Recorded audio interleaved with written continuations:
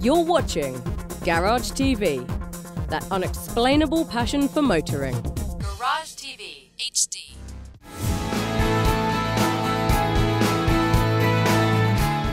Today we have the new Hyundai Genesis Coupe, the 2-liter turbo with the R-Spec models on it.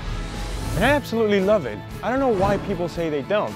I like the back end. I like the way the rear lights sort of assemble angels for some reason.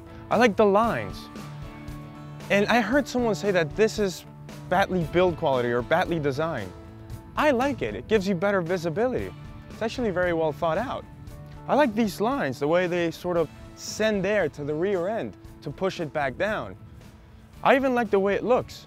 And if you see the front end, a lot of people say that it doesn't really look that good. I'm not one of them. I like this right here because it might be fake, but gives it some character, just like these. These little air vents, they look good. If you remember old Mustangs from 2004, they had them as well and they didn't look this good. Other things about it, I mean, if you see it, this is the replacement of the Hyundai Tiburon, which was a very good car. The only issue was that it was front-wheel drive. Well, they got it back and they made it rear-wheel drive. I think it's a very good car, and so should you.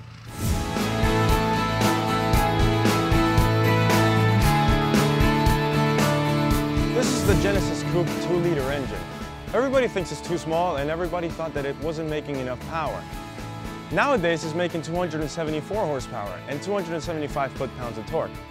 The thing about this one is that it has a twin-scroll turbocharger and a 53% bigger intercooler. That means there's a lot more with it that comes. They grabbed the old turbocharger, they hit it with a bat straight off their court. They brought this one back with a twin-scroll, and they're making magic with it. Also, there's a stabilizer bar right there to keep everything straight and in line. That way the chassis doesn't ruin itself while you're going in fast speed. I mean, it's a masterpiece. And that brings me to another point, the suspension.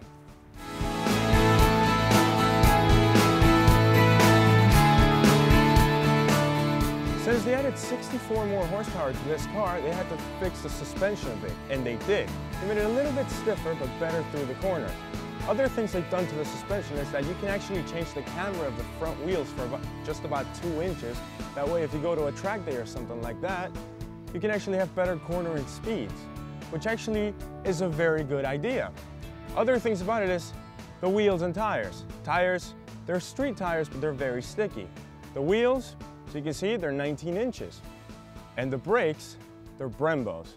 Italian manufacturers have actually come to America, as you've seen for the past few years. They've fixed the Challenger, the Charger, and pretty much everything else. So why leave out this Hyundai?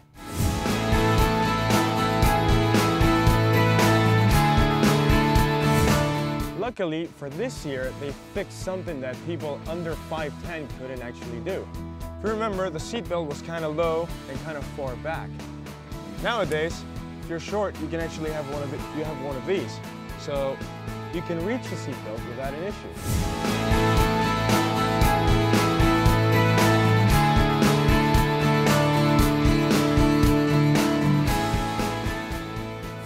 All right, so we're driving the Hyundai Genesis Coupe. So what can we say about it? Because people think it's too heavy, doesn't have enough power. Now it does. Now it has enough power to move this entire body of amazingness.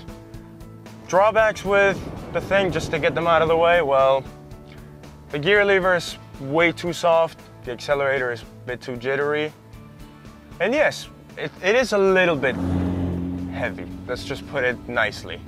But with the added horsepower and all of those things, I mean, you really wouldn't be able to tell. And this brings me to another point, because this was the very first car that was made rear-wheel drive with the front engine from pretty much 10 years ago. I mean, 10 years ago you didn't get these cars. Genesis brought it back. Well, Hyundai brought it back, and with this Genesis, they did something amazing. If you wanted something that was as sporty as this could be, you had to go to BMW or Mercedes, and those cars are really expensive. And if you wanted to stick to a budget, you had to go to the RX-8. or the Master MX-5, which was a convertible. This, on the other hand, is a sports car, and it's on budget. You can get this very one for $24,450.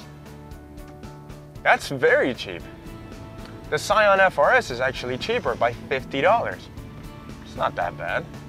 But this one's bigger. You have more room in here, and it's very comfortable as well. And you get different trim levels. Other things with this, well, driving it isn't bad. I mean, I have a really good sitting position, as you can see. Another thing, well, it revs to 6,500 RPM. That's another good thing that everybody wants to hear. And if you pay for the entire price, if you put every single thing on it like this one, you'll be paying $28,000. That's $4,000 overpriced. That's it. All right, well, the build quality is very good. The go is extremely good. Actually, the steering feels light, but it tells you what's going on the road. And if you don't want this one because you think it's too heavy or it's not really a sports car, just get the four-door. Four-door is a really good car as well. The only drawback with that one is that you can't get it in a 6-speed manual. And if you don't get it in a 6-speed manual, you can't do that. Yeah, very good car. Wow. Those 274 horsepower are really good. And the turbo, it kicks in at around 2,800 RPM. So you get to enjoy yourself a little bit. There it is, it's on. Yeah. Well, that was the Genesis Coupe. Thanks very much for watching. Goodbye.